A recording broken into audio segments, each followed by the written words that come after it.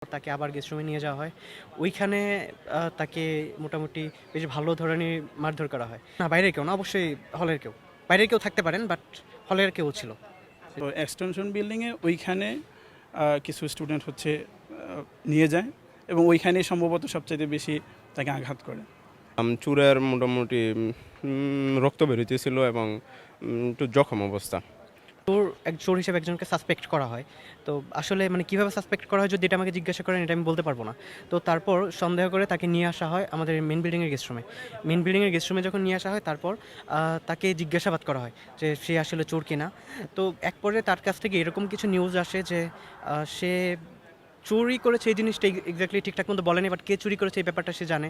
সে চোরকে বের করে দিতে পারবে, সে চোরকে মানে এই টাইপের মানে কিছু ইনফরমেশন দেয়। এই ইনফরমেশনগুলোর কারণে স্টুডেন্টরা ধরে নেয় সে হয়তো বা চোর, বা চোর না থাকলে তাদের গ্যাংয়ের কোনো একজন, এই টাইপের কোনো একটা মানে কিছু। তো তারপর তাকে অনেকে হাতও তোলে তার গায়ে।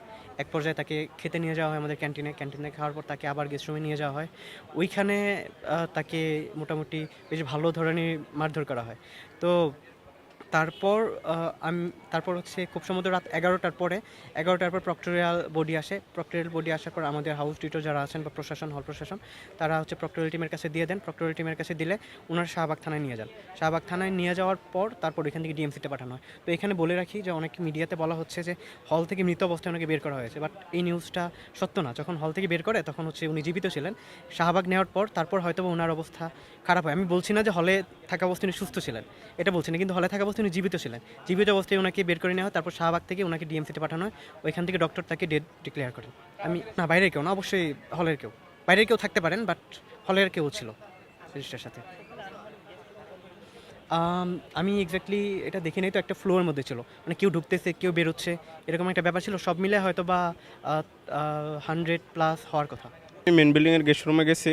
যাওয়ার পরে আমি স্যারদের সাথে একটু আলোচনা করলাম। আমরা আমাদের সাথে আরও 2-3 জন বন্ধু আলোচনা করার পরবর্তীতে আমরা গিয়ে দেখি চুরের কাছে গেলাম। চুরের কাছে যাওয়ার পরে আমরা দেখলাম চুরের মোটামুটি রক্ত বেরোতেছিল এবং একটু জখম অবস্থা।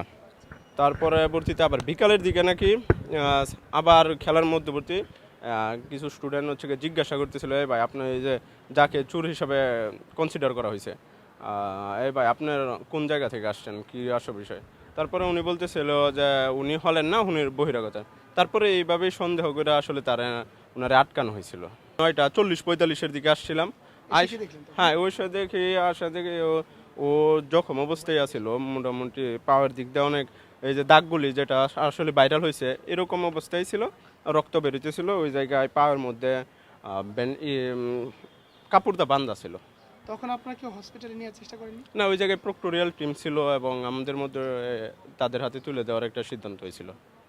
সন্দেহের বশে 8টার দিকে এরকম হবে, 8টার দিকে হচ্ছে তাকে মেন বিল্ডিংয়ে নেওয়া হয়। এরপর কিছু জিজ্ঞাসাবাদের পরে তাকে খাওয়া দাওয়া করানো হয়, আপনারা হয়তো ছবি দেখছেন। তো এরপরে হচ্ছে মানে আমি যদিও ওই সময় উপস্থিত ছিলাম না, কিন্তু আমার জানা মতে এতটুকু হয়েছে। এরপর ওইখান থেকে সবাই হচ্ছে মানে এক এক সময় এক এক কাজের মধ্যে যুক্ত ছিল, কারণ এক এক সময় এক একজনের খেলা ছিল, সবাই খেলতে যাচ্ছিল, আবার উপরে খেলা ছিল এখানে দোতলায়। তো কেউ আসলে পুরোপুরি সময় তার সাথে ছিল এরকম আমার জানা নেই। তো এখান থেকে তাকে এক্সটেনশন, আমাদের মেন বিল্ডিংয়ে এক্সটেনশন বিল্ডিং আছে, তো এক্সটেনশন বিল্ডিংয়ে ওইখানে কিছু স্টুডেন্ট হচ্ছে নিয়ে যায় এবং ওইখানেই সম্ভবত সবচাইতে বেশি তাকে আঘাত করে। এরপর আমি যেখান থেকে দেখছি সেটা হচ্ছে আমি 9:55-র দিকে রাত 9:55-র দিকে আমি হচ্ছে মানে খাইতে যাই। তো যখন খাইতে যাই তখন হচ্ছে মেন বিল্ডিংয়ের ওইখানে ওই যে চোর হচ্ছে যাকে মানে সাব্যস্ত করা হচ্ছে বলে উনিও সহ ওইখানে প্রক্টোরিয়াল টিম ছিল। প্রক্টোরিয়াল টিমের আমি গাড়ি দেখছি। এরপর আমি হচ্ছে ওইখানে খাওয়া দাওয়া করে নামাজ পড়তে গেছিলাম। নামাজ পড়ে আবার যখন আসি তখন প্রক্টোরিয়াল টিম ছিল। হ্যাঁ, আমি ব্লাড দেখেছি। আমি পায়ে হচ্ছে তার ব্লাড ছিল, ওইখানে হচ্ছে কাপড় পেঁচানো ছিল।